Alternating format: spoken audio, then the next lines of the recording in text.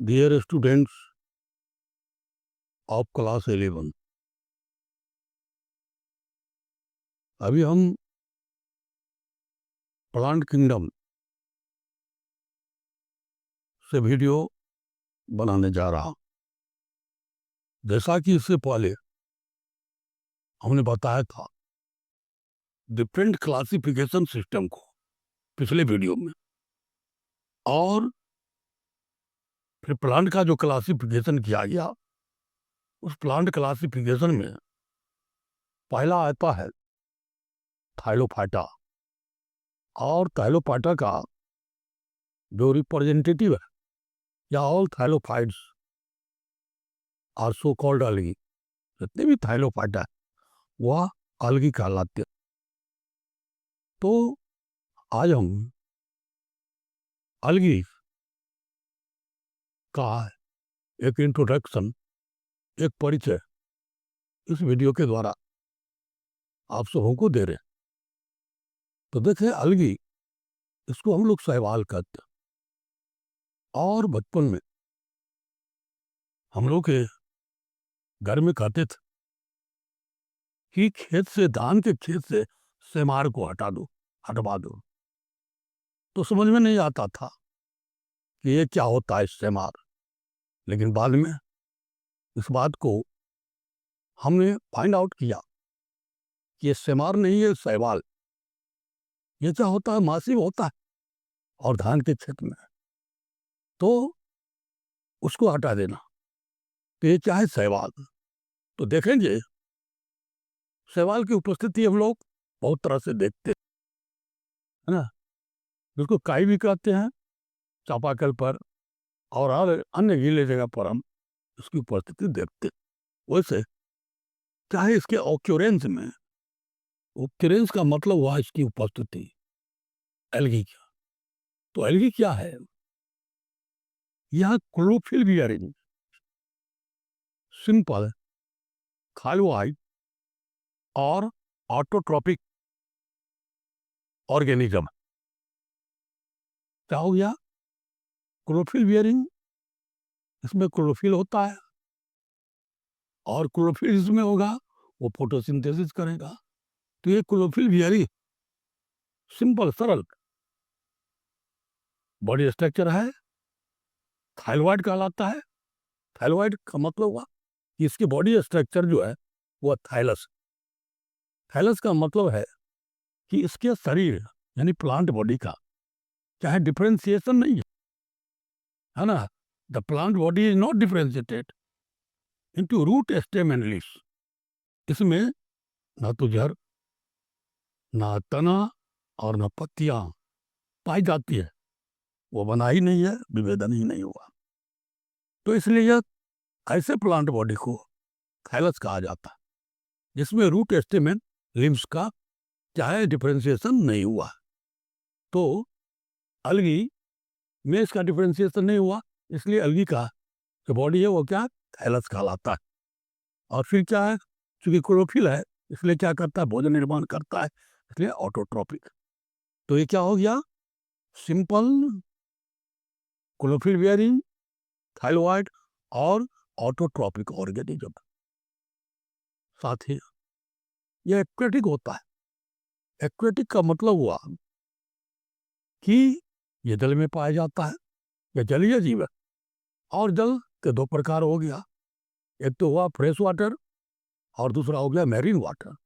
तो ये दोनों में रहने वाला है, ये फ्रेश वाटर में और मैरीन वाटर दोनों ही जल में पाया जाता है। इसके साथ ही यह मॉइस्ट सॉइल, नम मिट्टी में स्टोन, मॉइस्ट स्टोन, स्टोन के ऊपर और लकड़ी का जो लॉक्स होता है, टुकड़ा है ना, जो गीला होता है, उस पर भी पाया जाता है। उसकी उपस्थिति देखी जा सकती है।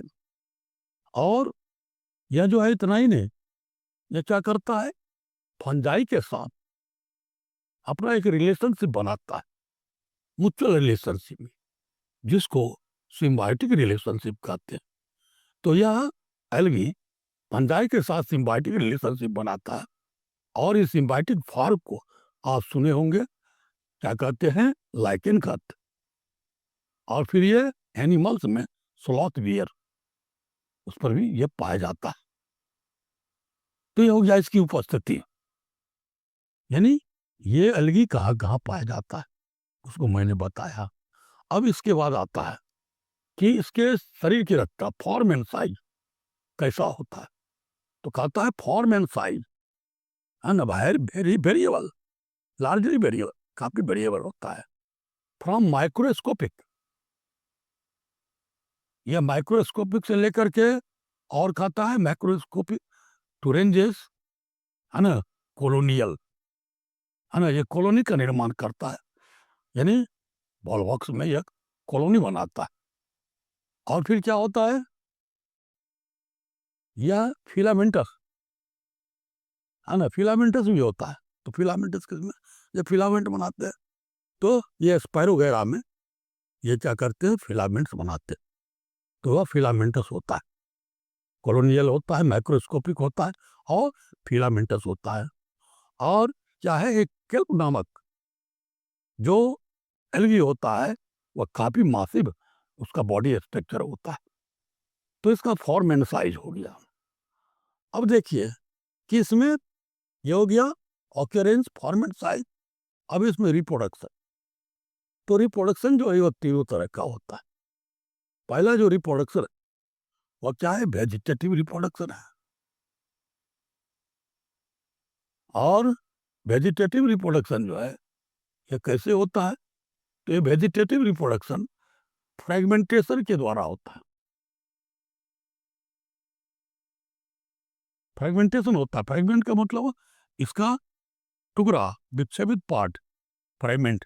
और वह फ्रेगमेंट क्या होता है, फिर जो है ना, फिर जो है मल्टीप्लाई करके, जर्मिनेट करके और क्या करता है, वह नया फिलामेंट्स बनाता है। तो ये फ्रेगमेंटेशन में होता है। मतलब इस फ्रेगमेंट जो है वह पुनः, है ना, नए फिलामेंट्स में बदल जाते हैं, जैसा कि स्पैरो वगैरह में होता है। तो फ्रेगमेंटेशन होता है वेजिटेटिव रिप्रोडक्शन में। फिर है एसेक्सुअल रिप्रोडक्शन। तो एसेक्सुअल रिप्रोडक्शन में, है ना, ये सेक्सुअल रिप्रोडक्शन जो होता है, ये सेक्सुअल रिप्रोडक्शन में क्या होता है, जो स्पोर बनता है ना, स्पोर, यानी asexual reproduction take place with the help of the formation of spore, spore के द्वारा बनता है। और वो स्पोर कौन है, कजू स्पोर। तो जू स्पोर क्या होता है, यह फ्लैजिलेटेड होता है, फ्लैजिलेटेड, ये जू स्पोर फ्लैजिलेटेड होता है। और जब ये फ्लैजिलेटेड होगा तो क्या होता है, ये मोटाइल भी होता है, यानी प्रचलनशील होता है ये जू स्पोर। और जू स्पोर जर्मिनेट करके फिर क्या करते हैं, यह पूरा मतलब क्या कहते हैं, जर्मिनेट करके और पूरा जो है बनाता है। जैसा कि आप देखेंगे जू स्पोर का निर्माण इसमें होता है। तो ये क्लेमाइडोमोनास में होता है। और सेक्सुअल रिप्रोडक्शन के बाद इसमें आता है सेक्सुअल रिप्रोडक्शन। तो सेक्सुअल रिप्रोडक्शन जो है उसमें गैमीट का फॉर्मेशन होता है और फ्यूजन ऑफ गैमीट होता है। तो ये गैमीट का जो फ्यूजन होता है, तो गैमीट में क्या होते हैं, तो जब गैमीट क्या होते हैं, फ्लैजिलेटेड होते हैं और मोटाइल होता है और समान प्रकार का होता है। तो तब जो है इस तरह का जो फ्यूजन होता है वो क्या कहलाता है, आइसोगेमस कहलाता है। तो आइसोगेमस प्रकार का ये फ्यूजन होता है। और ये किस में होता है, तो ये क्लेमाइडोमोनास में होता है। लेकिन इसके साथ ही स्पायरोगैरा में नॉन फ्लैजिलेटेड, नॉन मोटाइल, है ना, गैमीट्स बनते हैं। लेकिन गैमीट्स क्या होता है, सिमिलर होता है। और उसमें भी इस फ्यूजन को क्या कहते हैं, आइसोगेमस कहा जाता है। यानी तो इस तरह का जो रिप्रोडक्शन होता है, सेक्सुअल रिप्रोडक्शन, वो आइसोगेमस कहलाता है, जिसमें सिमिलर गैमीट्स होते हैं। उसके साथ उसके बाद आता है एनिसोगेमस। क्या होता है कि एनिसोगेमस जब होता है तो उसमें डिसिमिलर गैमीट्स होते हैं, उसका फ्यूजन होता है। ऐसा जो है वह क्या है, क्लेमाइडोमोनस के कुछ मतलब स्पेसीज में ऐसा होता है। और फिर होता है ऊगेमस। तो ऊगेमस में क्या होता है कि फीमेल जो होता है वह लार्जर होता है, नॉन मोटाइल, स्टैटिक होता है। और मेल जो होता है वह क्या होता है, वह स्मॉलर होता है, वो लार्जर होता है और फिर मोटाइल होता है। तो उसमें क्या होता है, तो इस तरह के जो मतलब गैमिट का फ्यूजन है उसको ऊगेमस कहते हैं। ऐसा बॉल बॉक्स में होता है और फिकस में होता है। तो इस तरह से 3 प्रकार का रिप्रोडक्शन इसमें हो गया। पहला हो गया है ना वेजिटेटिव रिप्रोडक्शन, दूसरा है सेक्सुअल रिप्रोडक्शन और तीसरा हो गया सेक्सुअल रिप्रोडक्शन। तो ये हो गया इसके रिप्रोडक्शन की बात। अब है इसका सिग्निफिकेंस, मतलब इसका महत्व क्या। तो देखे अलगी का भारी महत्व, कहता है ये अलगी पूरे कार्बन डाइऑक्साइड का जितना भी फिक्सेशन होता है लगभग उसका हाफ जो है पूरे कार्बन डाइऑक्साइड का फिक्सेशन पौधों में अलगी के द्वारा होता है।